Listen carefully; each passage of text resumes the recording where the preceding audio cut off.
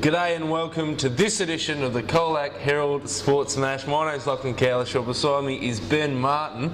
We're getting pretty close to finals, Ben. It's getting pretty exciting, isn't it? That's right, it is heating up, all the action. Plenty of big results at the weekend, so we'll get straight into that. What do you reckon? Let's do it. Let's get stuck into the footy. Possibly the biggest game in the CDFL. Football at the weekend. Lorne have taken second spot off Birregurra after a thrilling 2-point victory at Birregurra Recreation Reserve. So coming to Birregurra's home ground and stolen a win there by 2 points, 8-7-55 to 7-11-53. Now, the Dolphins kicked 5 goals to 1 in the final term to steal a pretty handy win, so Birregurra's got a bit of work to do in the next couple of weeks to get back into top form. For the Dolphins, Ryan Evans kicked 3 goals in the absence of Dan Hermans and Luke Norton, so a bit of work there for him, while Lee Homer, his second best on ground performance in 2 weeks. For Birregurra, Paul Cass and Christian Kelly, the former Swans, kicked 2 goals each, while Cam Wright was the Saints' best.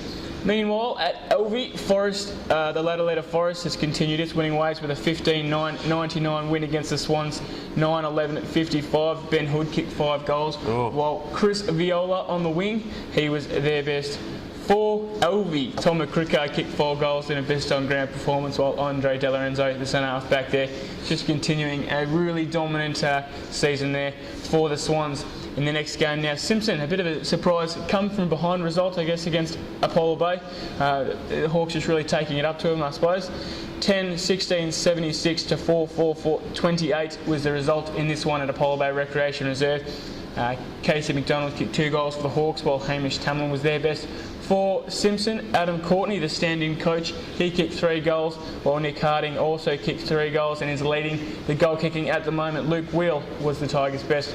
The next game now, Illawarra Biak really responded to Coach Carm Beckett's call for a bit of an attitude change with a pretty big win here against the Western Eagles, 19-13, 127 to 8-5-53. So they've got some pretty good footy in them yet. That game was at Illawarra Recreation Reserve, so a good win in front of a home crowd.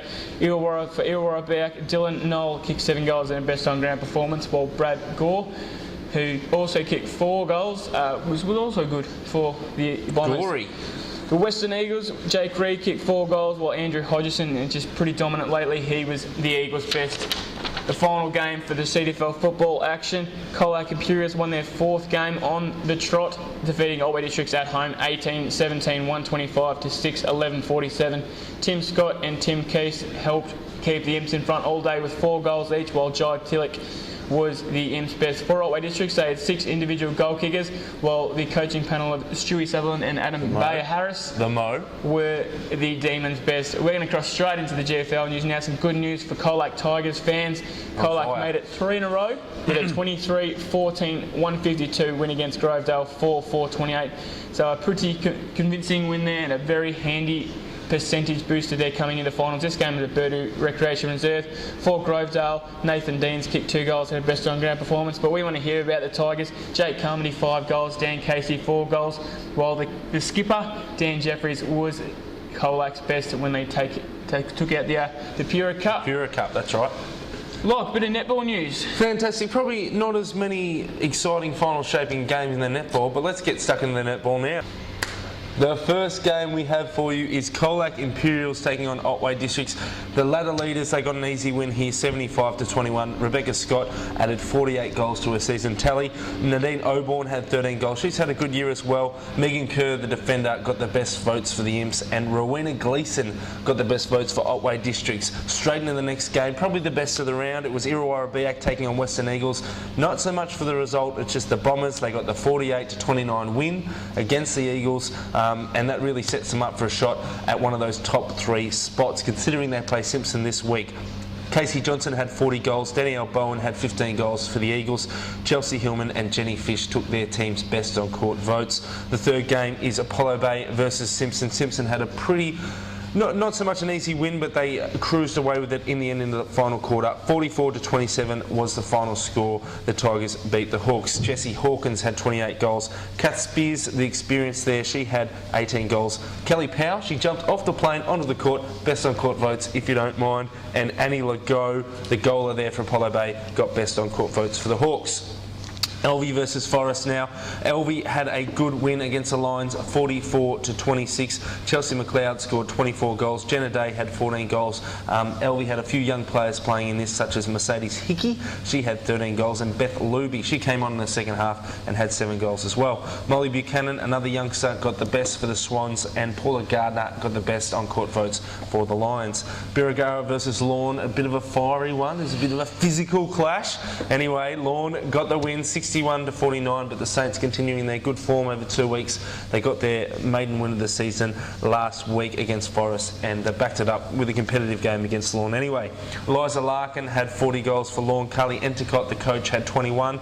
Courtney Lawson had 30 goals for Birregurra. She's had a good season.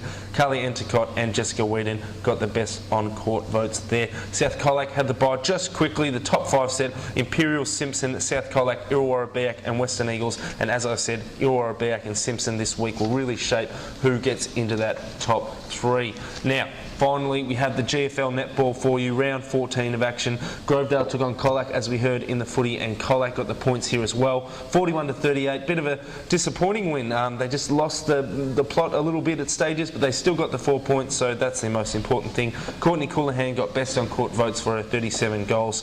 Hayley Livingston had 22 goals for Grovedale, and Hayley Livingston again got the best on court votes for Grovedale. Now that finishes the netball, so it's time for our favourite part of the show, and there's a lot of interesting stuff going in the footy, rather.